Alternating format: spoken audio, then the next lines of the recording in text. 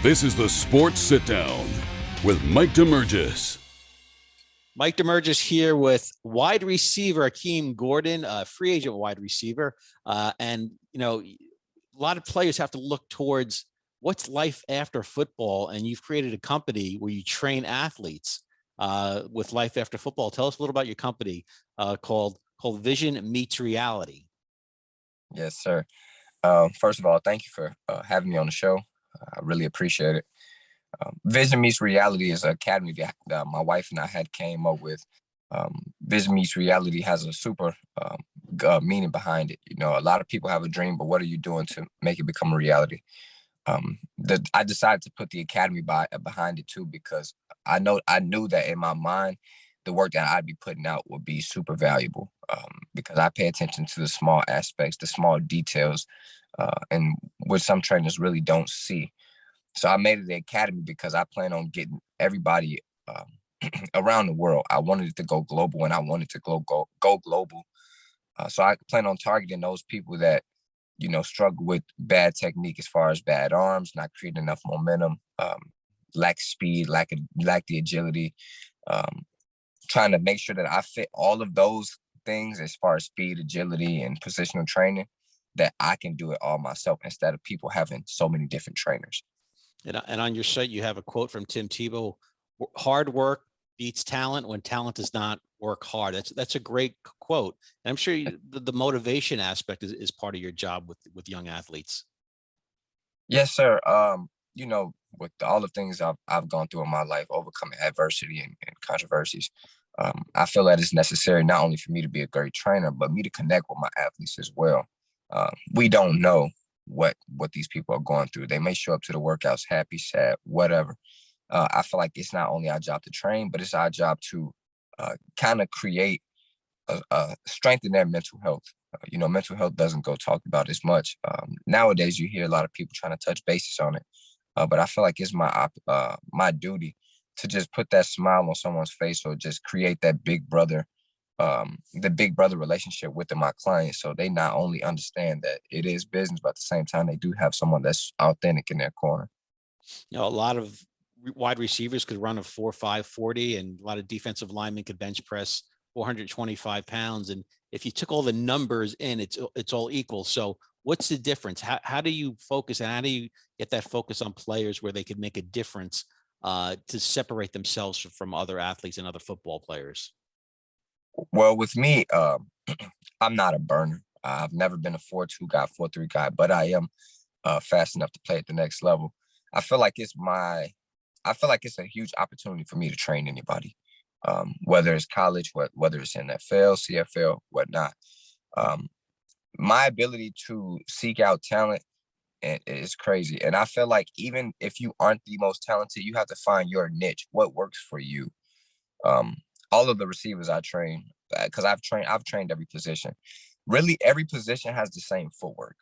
It's just different. It's just a bit different because of the name that it has itself. Receiver, DB has the same feet. I mean, have the same footwork. Now it's just creating it. I mean, doing it from a different aspect.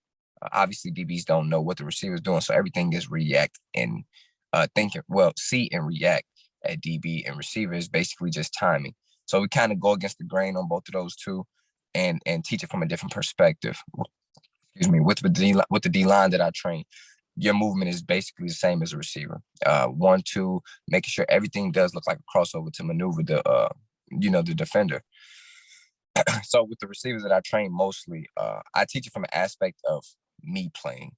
If I can teach you that and you can understand where I'm coming from, you'll be good, because now the game is changing so much. You see a lot of receivers like Calvin Ridley, Amari Cooper, Jerry Jeudy. Those guys move different. Their ability to tweak their bodies a certain way is what I'm trying to teach everyone. There's no way that I'm teaching one person one thing and not teaching the next person the same thing. Everything flows and ties in with each other.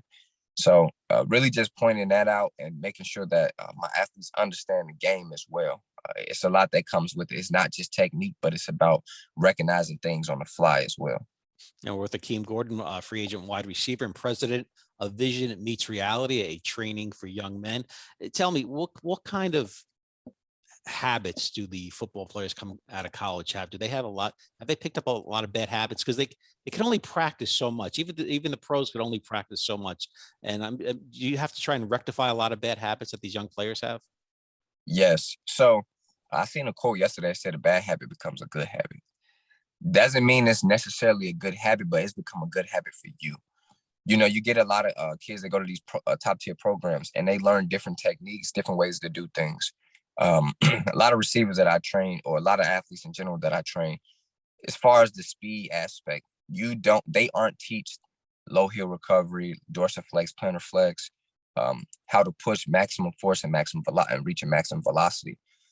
In these programs, they're really so focused on strength, upper body strength, lower body strength, but they aren't touching on the small technical things, because that's something that a trainer is supposed to, meaning that trainer is supposed to have more time with the athlete than the team itself. There's too many people for that strength and conditioning coach at a university to pay attention on. Now, he or she may be able to teach it, but everyone learns different. And that's where I feel like I flourish.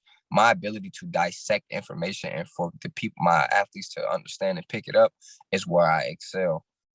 So, you know, like when I was in college, I created a lot of bad habits at the wide receiver position. I was loading too much weight on my leg, on my feet, and I was creating a false step as I was going forward. Now I'm to the point where I learned how to push off without lowering my body so much. And now all my movement is positive and forward. You get a lot of people that don't have proper arm swing, overcompensation in individual legs, really, really stronger in one leg than the other. And then just not knowing what they really have until you open it up even more. You get some people that don't even understand how to run, but when you introduce it to them, they've been taught it down the line, but they've never learned how to apply it. And that's where VMR Academy comes in. Akeem, I've been watching football for 40 years, and I'm learning new stuff here as you speak. Now, you say your specialty is separation. Jerry Rice, who came out of Little Mississippi Valley State, was not the fastest player coming out of it. But boy, you talk about separation. Jerry Rice could separate from the best of them. How do you go about creating that separation? Separation comes with creativity. I think one of the best people in the NFL that creates a lot of separation is Cole Beasley. Very underrated, very not talked about. His ability to separate comes from creativity. You know, you see a lot of guys in 7-on-7 videos and they dancing at the line. Well, you want to do the least to get open. Separation comes from creativity. You don't have to be the fastest. There's guys in the league that are 4.2, 4.3 that can't separate from their wives. So for me, I feel like separation comes with creativity. It comes with knowing the game. For me, I feel like that's why I excel. You know, if you turn on the film, I'm blowing past people that are sometimes faster than me and sometimes more physical than me. But me knowing the game and knowing where I'm supposed to be is where I excel at as well. And talk about the being in the huddle there. You know, wide receivers get a little bit of a reputation of being a little high maintenance at times. Why is that you wide receivers are a little high maintenance? What is it about the wide receiver mentally? See, they call it the prima donna stage. You know, and I think it goes with every receiver. You know, everybody in the new generation, and just in generations in general, everyone loves Chad Ochocinco. Everyone loves Terrell Owens. You know, those are two divas right there. And then you get into the new modern age with Odell Beckham, and those guys like that. I feel like they pick up the prima donna role because, you know, we want to be the head honchos of that offense. Obviously, we know the quarterbacks are. We feel like that we deserve more attention. And then once we feel like we've picked up that, we've established that dominance at that position, we want the ball more. Me, I feel like I was a diva. Simply because I felt every time I got out there, I was open. You know, most people think that when they get out there, I'm open every time. I literally was open. I literally would tell you, look, hey, come on. Or I wave my hand, like, come here, like, it's time. And for me, I established that dominance, but I established that we aren't friends at this point. And you know, the game is changing, so you're gonna see more and more divas at the position as well. But evidently, you see a lot of divas at every position now. So It certainly has become more of a passing game, as we've seen, and you know, you have to keep fans entertained. How does a receiver break down a quarterback? If a receiver goes to a team and let's just say if Odell Beckham's with Baker Mayfield, now he goes to Matthew Stafford, it really changes their game and the routes a receiver can run. Well, with Odell, first of all, with Odell leaving Cleveland, that was wonderful. I didn't think it was Odell's fault. I mean, Baker Mayfield's fault at first, until I started seeing Odell Beckham getting open, and we talk about creating that separation. Obviously, that's never been a problem for him in the National Football League. We see that now he goes to the Rams and he flourishes. He won't be a number one there because simply they have somebody that's more reliable, someone who takes accountability for their own actions. That's why I think the receiver role is changing. You get guys that's less talented, but more willing to do more for the team. It's different because Matthew Stafford is a Hall of Fame quarterback. And he took on the role in Los Angeles and picked up where they started, and obviously won the big dance. It's different, but I feel that it was a huge opportunity for both of them to obviously not only establish a relationship, but revamp their careers in such a fashionable way. Football is obviously probably the quarterback is the most important position in sports. Now take us inside the huddle here. Do the rest of the players inside that huddle, if they think their quarterback isn't up to snuff? So we'll use my team, New York Jets, and Sam Darnold or Zach Wilson. Doesn't matter. You could go back decades with the Jets and they have lousy quarterbacks. It really doesn't matter. I would think that affects the overall play of a team, of an offense, and especially now the season's longer. We're talking 17 weeks. That must affect the team if they think their quarterback can't get it done. So I had the similar situation in college. At the point while you're in a huddle, you really don't think about if your quarterback can get it done. You just think about if you guys can get it done together. When I went to school in college, I'm not going to mention the quarterback's name, but he was a transfer from a huge Division I school. He had a cannon. He had a cannon. He could shoot from here to a different country. But the problem was he wasn't as accurate enough. At practice, he looked like Tom Brady. In the game, he looked like Mark Sanchez. So, him and I, we established a great relationship in 1-on-1s and 7-on-7s, et cetera, et cetera. But when you're in a huddle and you see that they are missing simple throws, it not only comes to that quarterback, but it comes to that coaching staff as well. And then obviously, if you don't have the depth at that position to provide, then it's like, what the hell? So I've been in a situation where we've been in a huddle and we're like, are we going to get this W today? And then there's times where it's be like, you know what? Hey, let's just finish this game out and finish what we came here to do, meaning we're already losing. I feel like with the team, quarterback has a huge responsibility. I mean, literally quarterback is carrying all the weight of the team. And for that situation, the quarterback that we had at the time wasn't a true leader. And that's what causes most teams to go down the drain. You know, we see a lot of teams in the NFL, New York Jets, New York Giants, the Jaguars. I feel like they haven't, lived up to that stampede yet, or they are stampeding because obviously the Urban Meyer situation. And then that quarterback hasn't found his role yet. So being a quarterback on the field, off the field, I mean, you hear a lot of people say Dak Prescott is a leader of all men. You need that in your huddle. And if you don't have that, don't expect a good come out. You're here, and we're talking with Akeem Gordon, president of his company called Vision Meets Reality. And just a few more questions here. College athletes now, they talk about getting compensated in some way. Do you feel that's been a long time coming, considering the amount of money that football and basketball bring into programs in the colleges across country? First of all, I'm upset because I wasn't a part of the NIL deals. It happened literally the year after I left. So if you want to offer me NIL, anybody, I'm free. I'll take the money. I was against it at first.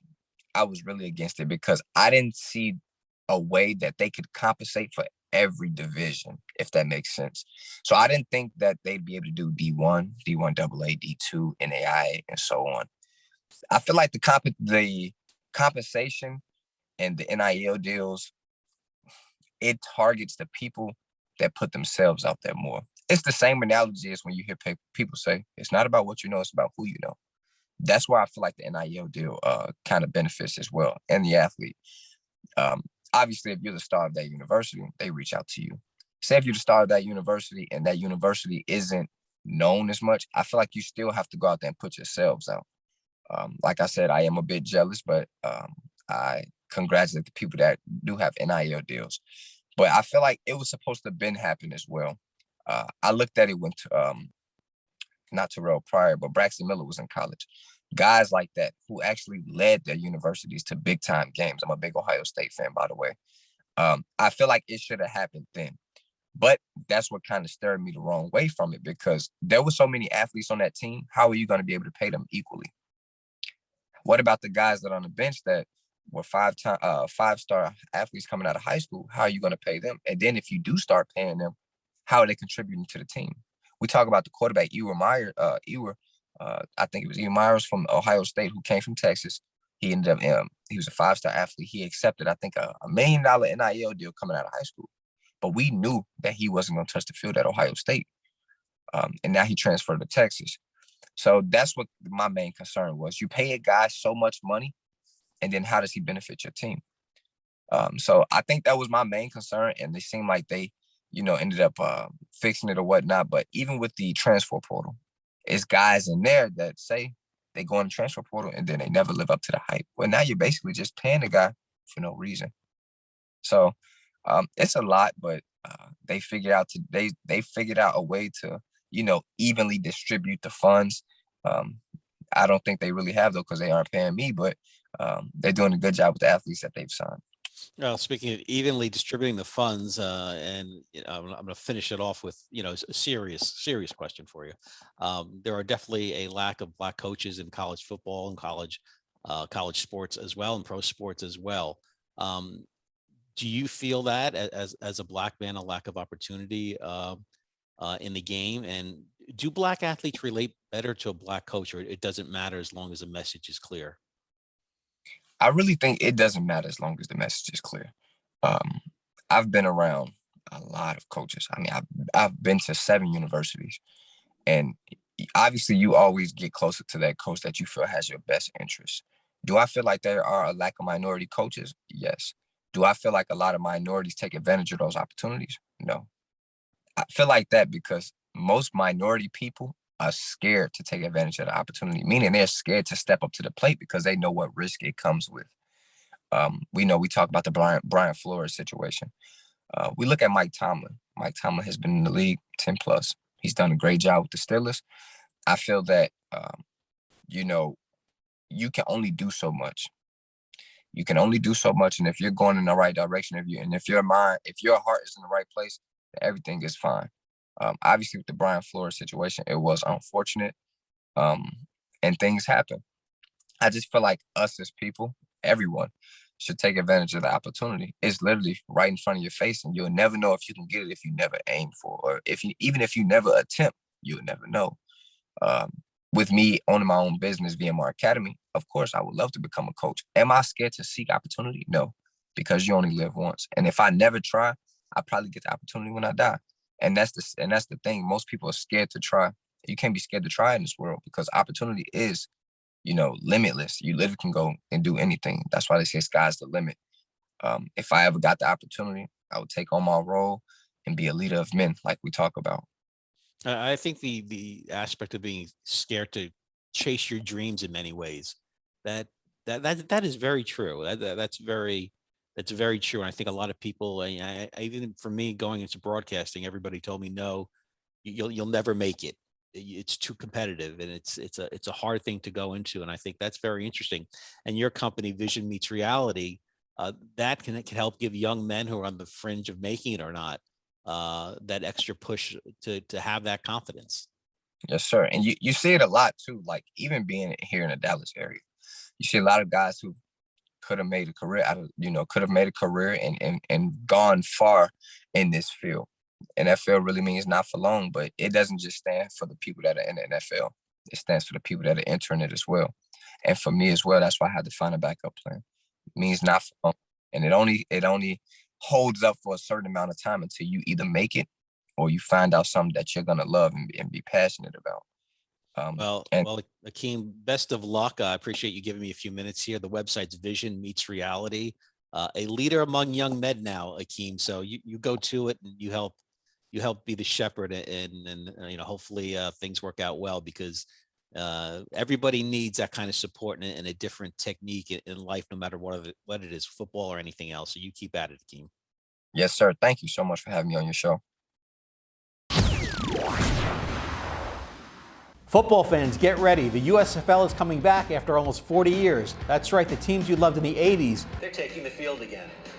Get ready as kickoff is April 6th. Babe, the USFL is back. Get my jersey ready.